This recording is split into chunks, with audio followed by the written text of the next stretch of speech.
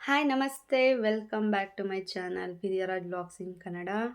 ನನ್ನ ದಿನ ಶುರುವಾಗೋದೇನೆ ನನ್ನ ಮಗನಿಂದ. ಬಿಸಿನೀರು ಕುಡಿಯೋಣ ಅಂತ ಹೇಳಿ ಅಡುಗೆ ಮನೆಗೆ ಬಂದಿದ್ದೆ. ಅಲ್ಲಿಗೆ ಹುಡ್ಕೊಂಬಂದು ಬಟ್ಟೆನ ಇಟ್ಕೊಂಡು ಎಳ್ದಾಡ್ತಾ ಎದ್ದೇಳ್ತಿದ್ದ. ಇದು ನೋಡಿ, ರೂಮಲ್ಲಿ ಮಂಚದ ಕೆಳಗಡೆ ಏನೋ ಬಿದ್ದಿತ್ತು, ತಕ್ಕೊಳಕ್ಕೆ ಹೋಗಿ ಸಿಗಾಕೊಂಡಿದ್ದಾನೆ. ಎದ್ದೇಳೋಕೆ ಬರ್ತಾ ಇಲ್ಲ, ಅಳು ಕೂಡ ಬರ್ತಾ ಇಲ್ಲ ಜೋರಾಗಿ. ಬೆಳಗ್ಗಿನ ತಿಂಡಿ ಇವತ್ತು ಇಡ್ಲಿನ ಮಾಡಿದ್ವಿ. ನಮ್ಮ ಮನೆಯಲ್ಲಿ ಜಾಸ್ತಿ ತಟ್ಟೆ ಇಡ್ಲಿನ ಮಾಡೋವಂಥದ್ದು. ಇವತ್ತು ಗುಂಡಿಡ್ಲಿ ಮತ್ತು ವಡೆನ ಮಾಡಿದರು. ನನ್ನ ತಂಗಿ ಉದ್ದಿನ ವಡೆನ ಮಾಡ್ತಾಳೆ, ಚೆನ್ನಾಗಿ ಮಾಡ್ತಾಳೆ. ಸೊ ಅವಳು ಬಂದಿದ್ಲು ಅಂತ ಹೇಳಿ ಉದ್ದಿನ ವಡೆನ ಮಾಡಿಸಿದ್ದು. ಇಡ್ಲಿ ವಡೆ ತಿಂದು ತುಂಬ ದಿನ ಆಗಿತ್ತು. ಟೇಸ್ಟ್ ಕೂಡ ತುಂಬ ಚೆನ್ನಾಗಿ ಬಂದಿತ್ತು. ಹಾಸ್ಪಿಟಲ್ಗೆ ಹೋಗಬೇಕಿತ್ತು. ಸೊ ಇವನಿಗೆ ಸ್ನಾನ ಮಾಡಿಸಿ ರೆಡಿ ಮಾಡಿದ್ದೆ. ಅವರ ಅಪ್ಪ ಫೋನಲ್ಲಿ ವಾಯ್ಸ್ ಕೇಳಿ ಫೋನ್ ಕೊಡು ಅಂತ ಅಳ್ತಿದ್ದ. ಕೊಡಲಿಲ್ಲ ಅಂತ ಹೇಳಿ ಹಂಗೆ ಮಲಗಿದ್ದಾನೆ ನೋಡಿ. ಎಷ್ಟು ಕರೆದ್ರೂ ಮಾತಾಡ್ಸಿದ್ರೂ ನೋಡ್ತಿರ್ಲಿಲ್ಲ. ವಿಡಿಯೋ ಮಾಡ್ತಾ ಇದ್ದಿದ್ದಕ್ಕೆ ನೋಡಿ ನಗ್ತಾ ಇದ್ದಾನೆ. ಈಗ ಸುಮ್ಮನೆ ಹೆಗಲ ಮೇಲೆ ಮಲ್ಕೊಂಡೇ ಇದ್ದ. ಸಿಟ್ಟು ಬಂದ್ಬಿಟ್ಟಿತ್ತು ನನ್ನ ಮಗನಿಗೆ ನನ್ನ ಮೇಲೆ. ನಾನಿನ್ನೂ ಸ್ನಾನ ಮಾಡಿರಲಿಲ್ಲ. ಟೈಮ್ ಆಗಿತ್ತು ಆಲ್ರೆಡಿ. ಸ್ಕ್ಯಾನಿಂಗಿಗೆ 11:30ಗೆ ಟೋಕನ್ ಬುಕ್ ಆಗಿತ್ತು. ಸೊ ಅಲ್ಲಿ ಅಂತೂ ಆ ಸ್ಕ್ಯಾನಿಂಗ್ ಸೆಂಟರ್ನಲ್ಲಿ ಸ್ವಲ್ಪ ಲೇಟಾಗಿ ಹೋದ್ರೂ 1 ಅವರ್ ಅಥವಾ 2 ಅವರ್ಸೇ ವೆಯ್ಟ್ ಮಾಡಿಸ್ತಾರೆ ಅವರಂತೂ. ಆ ರಿಸೆಪ್ಷನಿಸ್ಟು ಸ್ವಲ್ಪ ಕೋಪಿಷ್ಟ. ಸೊ ಬೇಗ ರೆಡಿಯಾಗಿ ಹೋಗೋಣ ಅಂತ ಹೇಳಿ ಇಡ್ಲಿನ ತಿಂದು ರೆಡಿ ಆದ್ವಿ. ಬಟ್ ನನಗೆ ಸ್ವಲ್ಪ ಜರ್ನಿ ವಾಮಿಟಿಂಗು. ನಮ್ಮೂರಿಂದ ತುಮಕೂರಿಗೆ 35 ಕಿಲೋಮೀಟರ್ಸ್ ಆಗುತ್ತೆ ಅನಿಸುತ್ತೆ. ಬಟ್ ಅಷ್ಟು ಕೂಡ ನನಗೆ ಅನ್ಕಂಫರ್ಟಬಲ್ ಆಗುತ್ತೆ. ಸೊ ಮೊಸರನ್ನಕ್ಕೆ ಒಗ್ಗರಣೆ ಹಾಕ್ಕೊಂಡು ನಾನು ತಿಂತಾಯಿದ್ದೀನಿ. ಸ್ವಲ್ಪ ಮೊಸರನ್ನ ತಿಂದರೆ ಅಥವಾ ಮೊಸರು ಏನಾದರೂ ಸ್ವಲ್ಪ ಮೊಸರನ್ನೇ ಆಗಲಿ ನಾನು ಸಕ್ಕರೆ ಹಾಕ್ಕೊಂಡು ತಿಂದರೆ it's comfortable for me journey ಹೋಗೋದಕ್ಕೆ. ಇಲ್ಲ ಸ್ವಲ್ಪ ಮೊಸರನ್ನ ನಾನು ಬಾಕ್ಸ್ನಲ್ಲಿ ಹಾಕ್ಕೊಂಡು ತೊಗೊಂಡು ಹೋಗ್ತೀನಿ. ಇಲ್ಲ ಕಾರಲ್ಲಿ ಹೋಗುವಾಗ ತಿಂತೀನಿ, ಇಲ್ಲ ಅಲ್ಲಿ ಹೋದ್ಮೇಲೆ ಎಲ್ಲಾದರೂ ತಿಂತೀನಿ. ಇವತ್ತಂತೂ ಸ್ಕ್ಯಾನಿಂಗ್ ಸೆಂಟರ್ಗೆ ಹೋದಾಗ ತುಂಬಾ ಲೇಟಾಗೋಯಿತು. ಅಲ್ಲಿ 11:30ಗೆ ಹೋದ್ವಿ. ಬಟ್ ಸ್ಕ್ಯಾನಿಂಗ್ ಒಂದು 3 ಜನ ಮಕ್ಕಳು ಬಂದಿದ್ದು, ತುಂಬ ಚಿಕ್ಕ ಮಕ್ಕಳು, ಸಿಕ್ಕಾಪಟ್ಟೆ ಅಳ್ತಿದ್ರು ಅಂತ ಹೇಳಿ ಅವರಿಗೆ ಫಸ್ಟ್ ಸ್ಕ್ಯಾನಿಂಗನ್ನು ಮಾಡಿದ್ರು. ಅಲ್ಲಿನೇ ಲೇಟ್ ಆಯಿತು. 3 ಆಯಿತು ಸ್ಕ್ಯಾನಿಂಗ್ ಮುಗಿಯೋಷ್ಟರಲ್ಲಿ. ಊಟ ಕೂಡ ಮಾಡಲಿಲ್ಲ. ಸೊ ಊಟ ಮಾಡಿಕೊಂಡು ಹೋಟೆಲ್ಗೆ ಹೋಗಿ ಊಟ ಮಾಡ್ಕೊಂಡು ಹೋಗೋಣ ಅನ್ನೋದರಲ್ಲಿ ಹಾಸ್ಪಿಟಲ್ನಲ್ಲಿ ಡಾಕ್ಟರ್ ಇರೋದಿಲ್ಲ. ಆಲ್ರೆಡಿ 3 ಆಗಿತ್ತು. ಸೊ ಅಲ್ಲಿಗೆ ಹೋದಾಗ ಡಾಕ್ಟರ್ ಸಿಗದೇ ಇದ್ರೆ ಅಂತ ಹೇಳಿ ಸೊ ಅಲ್ಲಿಗೆ ಡೈರೆಕ್ಟಾಗಿ ಹೋಗೋಣ, ಆಮೇಲೆ ಏನಾದರೂ ತಿಂದ್ರಾಯ್ತು ಅಂತ ಹೇಳಿ ಜಸ್ಟ್ ನೀರು ಕುಡಿದು ಹೊರಟೆ.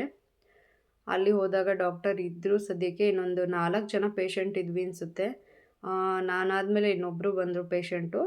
ಅದೇ ಸ್ಕ್ಯಾನಿಂಗ್ ಸೆಂಟರ್ನಲ್ಲೇ ಅವರು ಅನಾಮಲಿ ಸ್ಕ್ಯಾನ್ನ ಮಾಡಿಸ್ಕೊಂಡು ಬಂದರು. ಸೊ ಅಲ್ಲಿಂದ ತೋರಿಸ್ಕೊಂಡು ನಾವು ಒಂದು ಬ್ಲಡ್ ಟೆಸ್ಟ್ಗೆ ಕೊಟ್ಟಿದ್ರು. ಸೊ ಬ್ಲಡ್ ಟೆಸ್ಟನ್ನು ಕೊಟ್ಟು ಹೊರಟ್ವಿ. ಸ್ಕ್ಯಾನಿಂಗ್ ಸೆಂಟರ್ ಅಂತೂ ಫುಲ್ಲು ರಶ್ ಇತ್ತು. ಎಷ್ಟು ರಶ್ ಇತ್ತು ಅಂದರೆ ಒಂದು 40-45 ಟೋಕನ್ ಏನೋ ಕೊಟ್ಟಿದ್ರು. ಬಟ್ ನನ್ನ token number 7 token number complete ಆಗೋದಕ್ಕೇ 3 ಆಗಿತ್ತು. ಇನ್ನು 40 ಟೋಕನ್ನ ಕೊಟ್ಟಿದ್ರು. ಅವರೆಲ್ಲ ಯಾವಾಗ ಕಂಪ್ಲೀಟ್ ಆಗ್ತಾರೆ ಅಂತ ಗೊತ್ತಿಲ್ಲ. ಇಲ್ಲ ಮೇ ಬಿ ಅವ್ರಿಗೆ ಸ್ಕ್ಯಾನಿಂಗ್ ಆಗೋದೇ ಇಲ್ಲ, ನಾಳೆ ಬರ್ತಾರೆ ಅನಿಸುತ್ತೆ. ಇದು ನೋಡಿ ಹಾಸ್ಪಿಟಲ್ಗೆ ಹೋದ್ವಿ. ಹೋಗ್ತಾ ದಾರಿನಲ್ಲಿ ಸ್ವಲ್ಪ ಕಾರ್ ಪ್ರಾಬ್ಲಮ್ ಆಯಿತು. ರೆಡಿ ಮಾಡಿಕೊಂಡು ಹೊರಟ್ವಿ. ತುಮಕೂರನ್ನ ರೀಚ್ ಆಗಿ ವಾಪಸ್ ಬರೋವಾಗ ಫುಲ್ ಅಲೆ ಕತ್ತಲೆ ಆಗೋಗಿತ್ತು. ನನ್ನ ಹಸ್ಬೆಂಡ್ ಮನೆಗೆ ಹೋಗಿ ಬಂದಿದ್ವಿ. ಮೊಮ್ಮಗನ್ನ ಅವ್ರ ತಾತ ಅಜ್ಜಿ ನೋಡ್ಬೇಕಂತಿದ್ರು. ಸೊ ಅಲ್ಲಿಗೆ ಕರ್ಕೊಂಡು ಸ್ವಲ್ಪ ಹೊತ್ತು 1 ಅವರ್ 2 ಅವರ್ಸ್ ಅಲ್ಲೇ ಇದ್ದು ವಾಪಸ್ ಕರ್ಕೊಂಡು ಬಂದ್ವಿ. ತುಂಬ ದಿನದಿಂದ ನನ್ನ ಮೈಸೂರು ಸಿಲ್ಕ್ ಸ್ಯಾರಿನ ನನ್ನ ಮಗನ ನಾಮಕರಣಕ್ಕೆ ತೊಗೊಂಡಿರೋದನ್ನ ತೋರಿಸ್ತೀನಿ ವಿಡಿಯೋನಲ್ಲಿ ಅಂತ ಹೇಳಿದ್ದೆ, ತೋರಿಸೋದಕ್ಕಾಗಿರಲಿಲ್ಲ. ಸೊ ಇವಾಗ ತೋರಿಸ್ತಾ ಇದ್ದೀನಿ.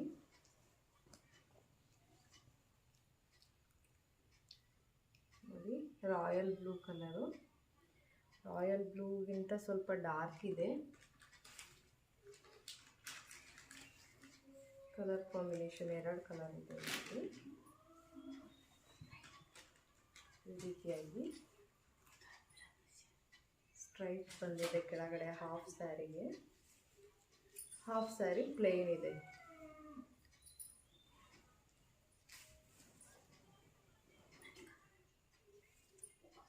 ಇದಕ್ಕೆ ಈ ರೀತಿಯಾಗಿ ಸಿಂಪಲ್ಲಾಗಿ ಕುಚ್ಚನ್ನ ಹಾಕ್ಸಿದ್ದೀನಿ.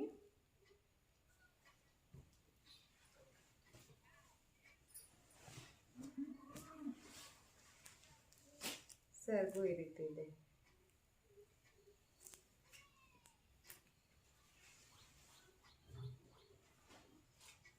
ನೋಡ್ಬೋದು ಸ್ಯಾರಿ ಫುಲ್ ಇದೇ ಥರನೇ ಇದೆ. ಇದು ಕೆಳಗಡೆ ಹಾಫು ಈ ರೀತಿಯಾದಂಥ ಗೋಲ್ಡ್ ಜರಿನಲ್ಲಿ ಸ್ಟ್ರೈಪ್ ಬಂದಿದೆ. ಬಾರ್ಡರ್ ಕೂಡ ತುಂಬಾ ಸಿಂಪಲ್ ಆಗಿದೆ. ಸ್ಯಾರಿ ಕಲರ್ ಕಾಂಬಿನೇಷನ್ ನನಗೆ ತುಂಬಾ ಇಷ್ಟ ಆಯಿತು. ಇದನ್ನು ತೊಗೊಂಡಿದ್ದು ತುಮಕೂರಿನ MG ರೋಡ್ನಲ್ಲಿ ಸಾಗರ್ ಟೆಕ್ಸ್ಟೈಲ್ಸ್ ಅಂತ, ಅಲ್ಲಿ ತೊಗೊಂಡಿದ್ದು. ಬ್ಲೌಸ್ ಕಲರ್ ಇದೆ ಬಂದಿದೆ. ಬ್ಲೌಸ್ ಸಿಗಲಿಲ್ಲ, ನೆಕ್ಸ್ಟ್ ಯಾವಾಗಾದರೂ ತೋರಿಸ್ತೀನಿ. ಬ್ಲೌಸ್ಗೆ ಜರ್ದೋಸಿ ವರ್ಕನ್ನು ಮಾಡಿಸಿದ್ದೆ. ಈ ಸ್ಯಾರಿ ಬಂದು 120 ಗ್ರಾಮ್ ಇದೆ. ಇದರ ಪ್ರೈಸ್ ಬಂದು 10,500. ನನ್ನ ತಂಗಿ ಕಲ್ಲೂರಿನಲ್ಲಿ 2 ಸ್ಯಾರಿನ ತೊಗೊಂಡು ಬಂದಿದ್ದಾಳೆ. ಒಂದು ಸಿಂಪಲ್ ಫ್ಯಾನ್ಸಿ ಸ್ಯಾರಿ ಈ ರೀತಿ ಇದೆ. ಇದು ನಮ್ಮ ಅಮ್ಮನಿಗೆ ಬೇಕು ಅಂತ ಹೇಳಿ ತೊಗೊಂಡಿದ್ದು. ಬಾರ್ಡರ್ ಈ ಥರ ಇದೆ.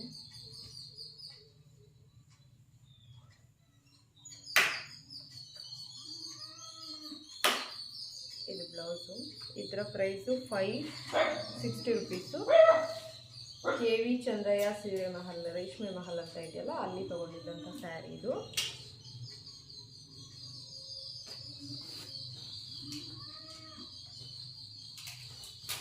ಇನ್ನೊಂದು ಸ್ಯಾರಿ ಇದು ಅವಳಿಗೆ ಅಂತ ತೊಗೊಂಡಿರೋವಂಥದ್ದು. ಟಿಶ್ಯೂ ಸ್ಯಾರಿ ಅಲ್ವಾ?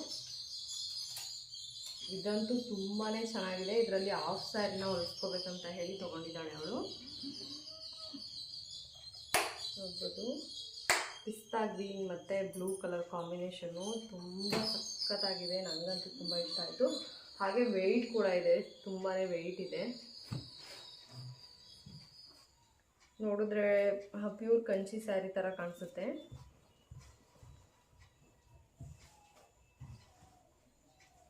ನೋಡಿ, ಇದು ಸೆರಗು ಇದಕ್ಕೆ ಬಂದಿದೆ. ಬ್ಲೌಸ್ ಕೂಡ ಇದೇ ಥರನೇ ಇದೆ. ಇದು ಬ್ಲೌಸ್ ಪೀಸು,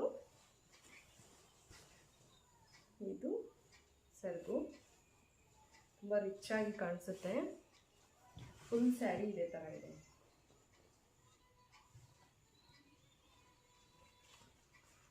ಇದನ್ನು ಅವಳು ಹಬ್ಬಕ್ಕೆ ಅಂತ ತಂದಿದ್ದಾಳೆ. ಹಬ್ಬಕ್ಕೆ ಇಟ್ಮೇಲೆ ನೆಕ್ಸ್ಟು ಇದರಲ್ಲಿ ಹಾಫ್ ಸ್ಯಾರಿ ಹೊಲಿಸ್ಕೋಬೇಕಂತ ಹೇಳಿ.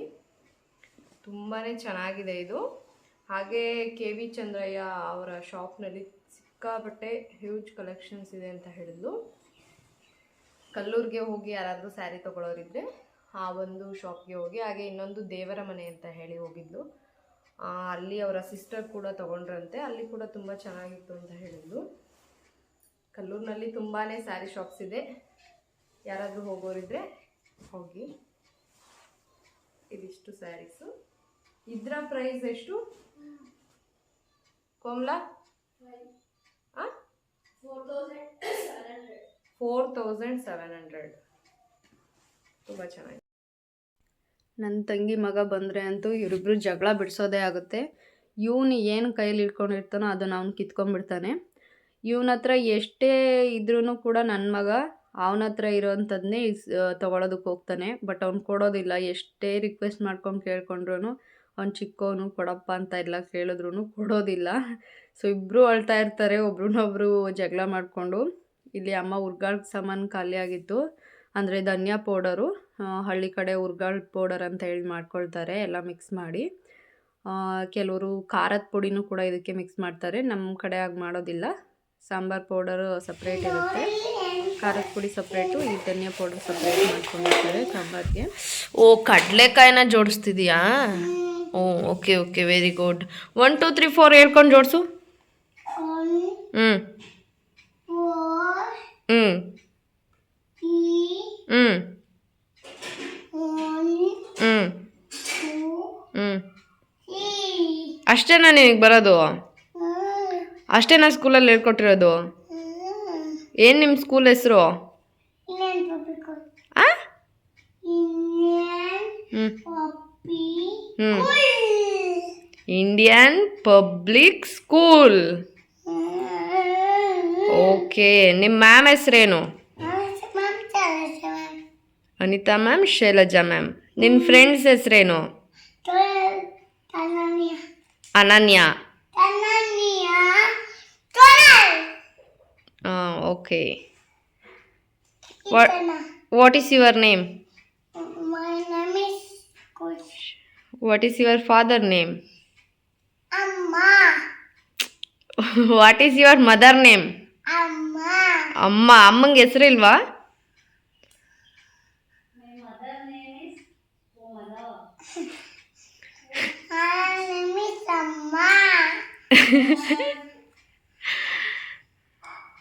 ಹಾಯ್ ಮಾಡು ವಿಡಿಯೋಗೆ, ಇಲ್ಲಿ ನೋಡು.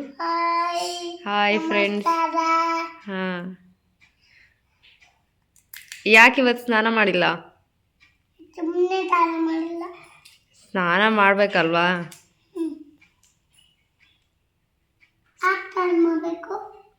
ಕ್ಲೀನಾಗಿರ್ಬೇಕಲ್ವಾ, ಗಲೀಜಾಗಿರಬಾರ್ದು.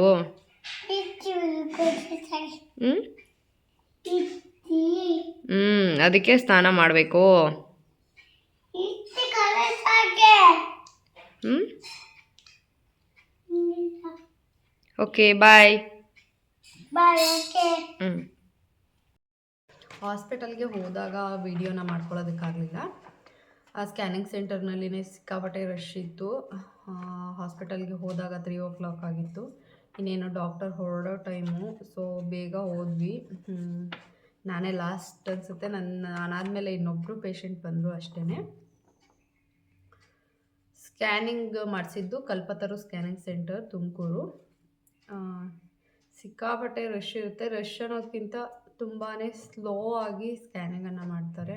ತುಂಬ ನಿಧಾನ, ಫುಲ್ ಡೀಟೇಲಾಗಿ ಪ್ರತಿಯೊಬ್ಬರಿಗೂ ಯಾವುದೇ ಥರ ಸ್ಕ್ಯಾನಿಂಗ್ ಇರಲಿ ಫುಲ್ ಡೀಟೇಲಾಗಿ ಅವರು ನೋಡಿ ಕಳಿಸ್ತಾರೆ. NT ಸ್ಕ್ಯಾನ್ನ ಈ ಸಲ ಮಾಡಿಸ್ಕೊಂಡಿರೋವಂಥದ್ದು. ಎವ್ರಿಥಿಂಗ್ ಈಸ್ ನಾರ್ಮಲ್ ಅಂತ ಹೇಳಿದ್ರು. ಮತ್ತು ಪ್ಲೆಸೆಂಟಲ್ ಸ್ಟಡಿ ಕೂಡ ಕೊಟ್ಟಿದ್ದರು, ಯಾಕಂದರೆ ನನಗೆ ಹೊಸಲ IUGR ಆಗಿದ್ದರಿಂದ. ಪ್ಲೆಸೆಂಟಾ ಆ್ಯಂಟೀರಿಯರ್ ಇದೆ, ನಾರ್ಮಲ್ ಆಗಿದೆ ಅಂತ ಹೇಳಿದರು. ಸ್ಕ್ರೀನ್ ನೆಗೆಟಿವ್ ಫಾರ್ PET, ಅಂದರೆ BP ಬರೋ ಚಾನ್ಸ್ ಇದೆ ಅಂತ ಹೇಳಿ ಹೋದ ಸಲ NT ಸ್ಕ್ಯಾನ್ನಲ್ಲೇ ಹೇಳಿದರು. ಸೊ ಈ ಸಲ ಆ ಥರ ಏನು ಕಾಣಿಸ್ತಿಲ್ಲ ಅಂತ ಹೇಳಿದರು. ಬ್ಲಡ್ ಫ್ಲೋ ಎಲ್ಲ ಚೆನ್ನಾಗಿದೆ ಅಂತ ಹೇಳಿದರು. So it's like this my baby. Picture first time ಅವರು ಕರೆಕ್ಟಾಗಿ ಕೊಟ್ಟಿದ್ದಾರೆ. ಪ್ರತಿ ಸಲ ಕೂಡ ಏನೋ ಅದರಲ್ಲಿ ಲೈಕ್ ಫೇಸ್ ಅನ್ನೋದು ಕೂಡ ಗೊತ್ತಾಗ್ತಿರ್ಲಿಲ್ಲ. ಕಂಪ್ಲೀಟಾಗಿ ಆ ಥರನೇ ಕೊಟ್ಟಿದ್ರು ಹೋದ ಸಲ. ಸೊ ಈ ಸಲಕ್ಕೆ ನಾನೇ ಕೇಳಿದೆ, ಸರ್ ಒಂದು ಸ್ವಲ್ಪನಾದರೂ ಮಗುವನ್ನ ಥರ ಗೊತ್ತಾಗುವಂಥದ್ದೊಂದು ಪಿಕ್ಚರ್ನ ಆ್ಯಡ್ ಮಾಡಿಕೊಡಿ ಅಂತ ಹೇಳಿ.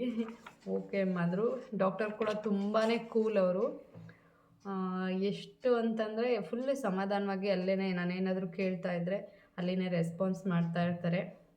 ಹಾರ್ಟ್ ಬೀಟ್ ಎಷ್ಟಿದೆ ಸರ್ ಅಲ್ಲೇ ಹೇಳ್ತಾರೆ. ಓಕೆ, ಈ ಸಲ ಏನು BP ಬರಲ್ವಾ, ಈ ಸಲ ಹೇಗಿದೆ ಅಂತ ಎಲ್ಲ ಕೇಳಿದ್ರೆ ಹೇಳ್ತಾರೆ ಎಲ್ಲ ಪ್ರತಿಯೊಂದೂ ಅಲ್ಲೇ. ಸೊ ಅಲ್ಲಿಂದ ಮುಗಿಸ್ಕೊಂಡು ಹಾಸ್ಪಿಟಲ್ಗೆ ಹೋದ್ವಿ. BP ವೆಯ್ಟ್ ಎಲ್ಲ ಚೆಕ್ ಮಾಡಿದ್ರು. ವೆಯ್ಟು ಕೂಡ ಒಂದು ಅರ್ಧ kg ಕಡಿಮೆನೇ ಆಗಿದ್ದೀನಿ ಈ ಸಲ, ವಾಮಿಟಿಂಗ್ ಎಲ್ಲ ಇದ್ದಿದ್ದರಿಂದ. ಹಾಗೆ BP ಕೂಡ ಸ್ವಲ್ಪ ಕಡಿಮೆ ಆಗಿದೆ ಅಂತ ಹೇಳಿದ್ರು. ಬಟ್ ಇಟ್ಸ್ ಓಕೆ, ನಿಮಗೆ ಹೈ BP ಇರೋದ್ರಿಂದ ಇಷ್ಟು ಓಕೆ ಇದೆ, ಇದೇ ರೀತಿ ಮೇಂಟೈನ್ ಮಾಡಿ. ತುಂಬ ಉಪ್ಪು ಖಾರನೆಲ್ಲ ಫುಲ್ ನಿಲ್ ಮಾಡ್ಕೊಳ್ಬೇಡಿ, ಆಮೇಲೆ ಲೋ BP ಆದರೆ ಕಷ್ಟ ಆಗುತ್ತೆ ಅಂತ ಹೇಳಿದ್ರು. ಬ್ಲಡ್ ಟೆಸ್ಟು ಡಬಲ್ ಮಾರ್ಕರ್ ಒಂದು ಬ್ಲಡ್ ಟೆಸ್ಟನ್ನು ಕೊಟ್ಟರು. ಸೊ ಅದನ್ನು ಬ್ಲಡ್ ಟೆಸ್ಟಿಗೆ ಕೊಟ್ಟು ಬಂದ್ವಿ ನಾವು. ಅದು 4 days ಆಗುತ್ತೆ ರಿಪೋರ್ಟ್ ಬರೋದಕ್ಕೆ ಅಂತ ಹೇಳಿದ್ರು. ಸೊ ಓಕೆ ಅಂತ ಹೇಳಿದ್ವಿ. ರಿಪೋರ್ಟ್ ಕಲೆಕ್ಟ್ ಮಾಡ್ಕೊಳ್ಳೋದಕ್ಕೇನು ಹೋಗೋದಿಲ್ಲ. ಏನಾದರೂ ಅದರಲ್ಲಿ ಪ್ರಾಬ್ಲಮ್ ಇದ್ದರೆ ಅವರೇ ಕಾಲ್ ಮಾಡಿ ಕರೆಸ್ಕೊಳ್ತಾರೆ. ಇಲ್ಲಾಂದರೆ ನೆಕ್ಸ್ಟ್ ಟೈಮ್ ನಾವು ಹಾಸ್ಪಿಟಲ್ಗೆ ಹೋದಾಗ ರಿಪೋರ್ಟ್ನ ಕಲೆಕ್ಟ್ ಮಾಡ್ಕೊಳ್ತೀವಿ. ಟ್ಯಾಬ್ಲೆಟ್ಸು ವಿಟಮಿನ್ ಟ್ಯಾಬ್ಲೆಟ್ ಒಂದು ಕೊಟ್ಟಿದ್ದಾರೆ. ಮತ್ತು ಬ್ಲಡ್ ಥಿನ್ನರ್, ನನಗೆ ಬಿ ಪಿ ಬರೋ ಚಾನ್ಸ್ ಇರೋದ್ರಿಂದ, ಯು ಜಿ ಆರ್ ಅದೆಲ್ಲ ಪ್ರಾಬ್ಲಮ್ ಇರೋದ್ರಿಂದ ನನಗೆ blood thinner compulsory. So Ecosprin 150 mg ನಾನು ತೊಗೋತಿದ್ದೀನಿ ಟ್ಯಾಬ್ಲೆಟು. ವಿಟಮಿನ್ನಲ್ಲಿ ಟ್ಯಾಬ್ಲೆಟ್ನಲ್ಲಿನೇ ಅದರಲ್ಲಿನೇ ಫೋಲಿಕ್ ಆ್ಯಸಿಡ್ ಇನ್ಕ್ಲೂಡ್ ಆಗಿದೆ. ಸೊ ಅದೇ ಸಪ್ರೇಟ್ ಏನು ತೊಗೋತಿಲ್ಲ. ಜೊತೆಗೆ ಇದು ಎಲ್ಮೋನಿಯಾ ಅಂತ ಹೇಳಿ ಒಂದು ಸ್ಯಾಚೆಟ್ಸ್ನ ಕೊಟ್ಟಿದ್ದಾರೆ.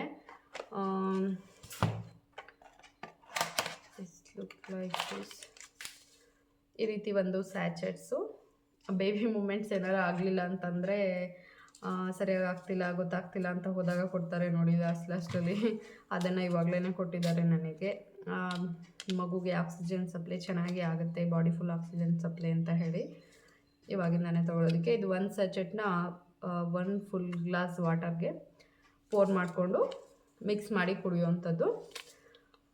Sweetish ಏನಿರೋದಿಲ್ಲ, but ಕಹಿನೂ ಅನಿಸೋದಿಲ್ಲ. ಏನು ಶುಗರ್ ಆ್ಯಡ್ ಮಾಡಿಕೊಂಡು ಕುಡಿಯೋ ಥರ ಇಲ್ಲ, ಆರಾಮಾಗಿ ಕುಡಿಬೋದು. ಜೊತೆಗೆ ಈ ಒಂದು ಇಂಜೆಕ್ಷನನ್ನು ನಾನು ತೊಗೊಳ್ಬೇಕು.